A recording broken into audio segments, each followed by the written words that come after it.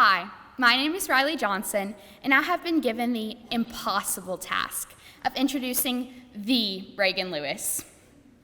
Most of you know Regan for her two middle school obsessions: aggressive side ponytails and Miranda Sings. While I unfortunately did not know Regan through these more than questionable phases, I have gotten to know the bold and bright personality that still remains. You can always count on Regan to flash a genuine smile, give words of encouragement, or brighten a dreary day. She is an avid bowler, a trap queen, and a sloth enthusiast, and I can confidently say that the class of 2022 would not be the same without her uniqueness. I know that she has some wonderful words of wisdom to share with you today, so without further ado, I give you Regan Susanna Lewis.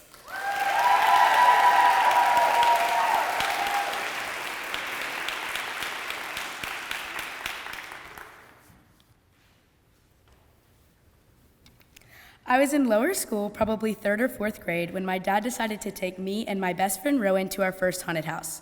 While looking back, it seems kind of young. In the moment, I didn't think so. I remember barely making it through the school day because I was so jittery with excitement. As the day dragged on, feeling like it would never end, all of a sudden, we had arrived. Hurriedly jumping out of the car, I looked down to find myself standing on a field of dead grass. Before getting in line, we decided to call Rowan's mom, who anxiously asked us if we were excited, scared, or both. After a day full of pure excitement, my answer should have been easy. But suddenly, upon arriving and being asked my feelings, I realized that my thoughts had shifted. I had absolutely no idea what to expect and felt much more scared than excited at this point. As I heard Rowan respond confidently with, "I'm not scared at all. This is going to be epic." Of course, I couldn't be afraid then. After all, I had always been the brave one of the duo. Pulling myself together to answer as confidently as Rowan had, I said, "Oh yeah, I'm so ready for this and I'm not scared." After probably 2 more minutes, we eagerly hung up the phone and ran to get in line.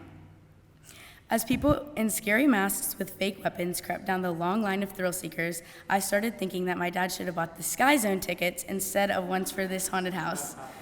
There was no way I was going to let him know that, though, and convinced myself that this was indeed going to be epic. The number of people in front of us eventually dwindled down, and I watched as mostly adults and teenagers disappeared just past the end of a large white tent that looked to me like a blow-up castle. Passing our time playing I Spy, we had made our way to the tent entrance rather quickly. There, a guide checked our tickets, and it was actually our turn to go. At this point, I probably became visibly nervous as I grabbed my dad's arm, squeezing it tight. He asked me again, "Are you sure you're not scared?" I looked up and answered, "Daddy, come on. If anyone's scared, it's Rowan, not me." I said this as Rowan was leading the group with me clinging to my dad behind. I slowly shuffled in, still not knowing what to expect. We were barely 20 steps in before a creature sprang out of nowhere, completely catching me off guard. I immediately screamed as my heart began to race. This was not what I signed up for, and I simply did not want to continue. But it was too late. After this initial jump scare, I blocked everything out of my memory from that point forward. Hiding my face in my dad's arm for what seemed like forever, I kept walking, eventually exiting in tears. Now, you may be thinking, "Regan, this was over 8 years ago. You've definitely outgrown your fear of haunted houses by now, and your dad just took you to one too early." However, this is not the case. I held on to my fear and avoided going to them for many years. That was until last October. I was on a trip to Universal with my stepbrother Tyler and stepsister Kelsey. With Halloween right around the corner, there were pop-up haunted houses throughout the park. This was not something I was planning to incorporate into my day, however, Tyler insisted that we went. We began making our way over to the one closest to us at the time, Revenge of the Tooth Fairy. It was about a tooth fairy. This could not be that scary, I told myself.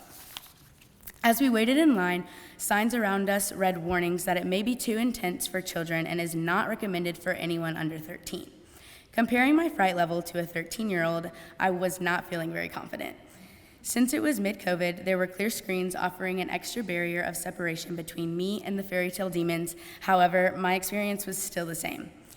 While this haunted house did not end in tears like the last one, I still clung to Kelsey's arm, hiding my face the entire time. If you take anything away from this speech, let it be this: you won't like everything. Do the things that make you comfortable and don't feel compelled to go to a haunted house if you don't want to. Not everything is for everybody, and that's okay. To my truly special class of 2022, I simply cannot believe we're here. Thank you for making these past 15 years unforgettable. Your loving spirit and constant encouragement has gotten me through all my strange stages in life. Nothing is nearly as scary for me when it's done with y'all. I'm so grateful to have such a bubbly, bright, and all-around beautiful group of people as my sisters. Thank you.